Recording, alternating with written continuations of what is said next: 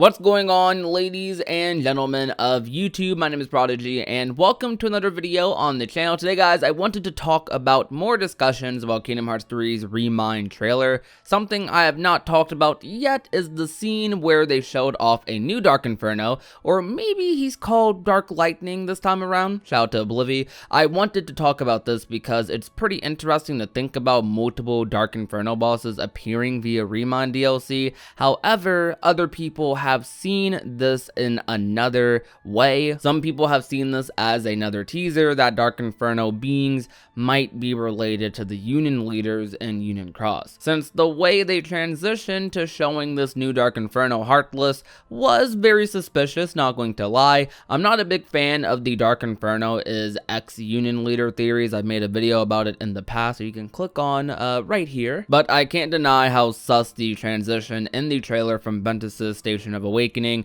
into the new Heartless was. However, I still think it wasn't meant to mean anything. Here's what I think. I think that it's just a weird cut in the trailer meant to mess with fans. Given the context of this and other trailers and the description of Kingdom Hearts 3 ReMIND itself, Sora is traveling back to the time right before the big Keyblade graveyard fight to try and find Kairi, essentially retracing his steps to see where her heart might have went. We see Sora in his own Station of Awakening, Riku's, and Ventus's via ReMIND trailers, and this is what the description had to say in full. ReMIND, the other tale that unfolded during the climax of Kingdom Hearts 3. Determined to rescue Kairi, Sora travels to the Keyblade graveyard a short time before the final battle was to take place. Lacking a corporeal form, he traces the hearts of the 7 Guardians of Light through experiencing their personal battles firsthand. Sora is about to discover truths that he has never before imagined. So reading that kind of supports the argument that this is simply a cut meant to misdirect fans. Though, let's talk about the fighting aspect of these Dark Inferno creatures themselves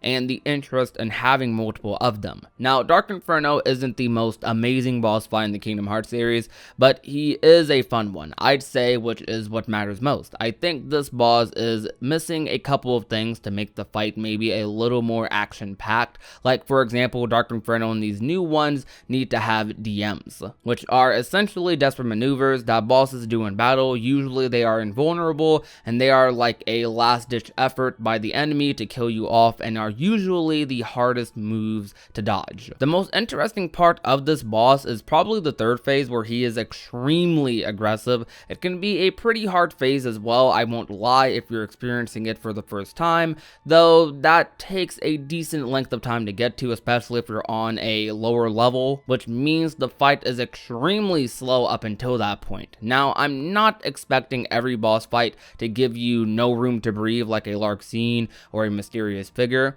though for me personally, the fights that are the most fun in Kingdom Hearts are usually the fights where things are happening constantly. Either I'm always comboing and reacting to what you're doing, or I'm reading the opponent's attacks and blocking accordingly. Dark Inferno almost feels like a tutorial super boss for newer players, as if this boss is trying to teach and prepare newer players by teaching them how to react to certain attacks and when it's safe to attack the opponent. It feels very tutorial-esque. Dark Inferno seems extremely simple in terms of design, but that doesn't mean he can't be fun. Neither does that mean he's badly designed or anything. He is really fun, I want to emphasize that. Though he doesn't satisfy the battle-hungry players as the only post-game boss. I don't mind him existing, I do mind that he's the only one, but I've talked about that to death. I debate that on higher difficulties that some story bosses can be harder than Dark Inferno, like Triple Xehanort for example. I believe that fight on level 1 or even regular critical mode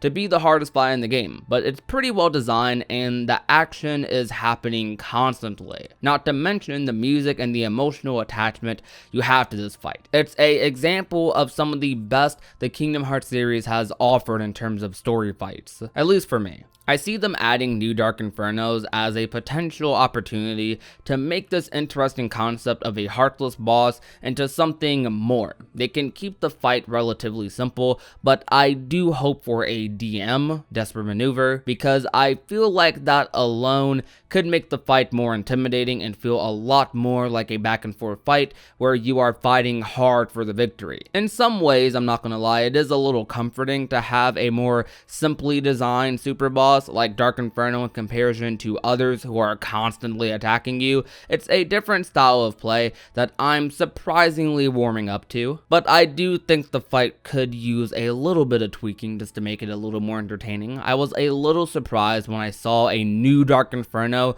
or Dark Lightning, which is the name I might start calling him, pop up in the trailer. I don't know if excited for it is the proper term to use for me.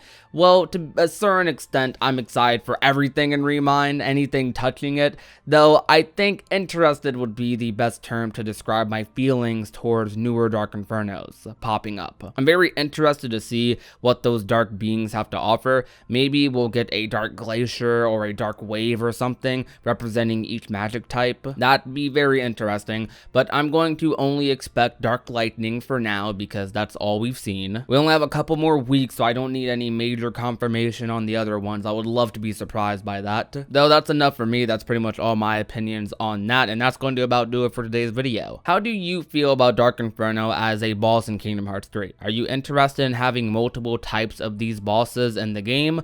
Let me know all those things down below in the comments. In the meantime, if you enjoyed the video, you already know what to do. Leave a like, share the video with a friend or a family member, and last but not least, if you have not already and want to become a part of the union, all you have to do is hit that red little subscribe button down below. My name is Prodigy, and I will talk to you guys soon. Peace out.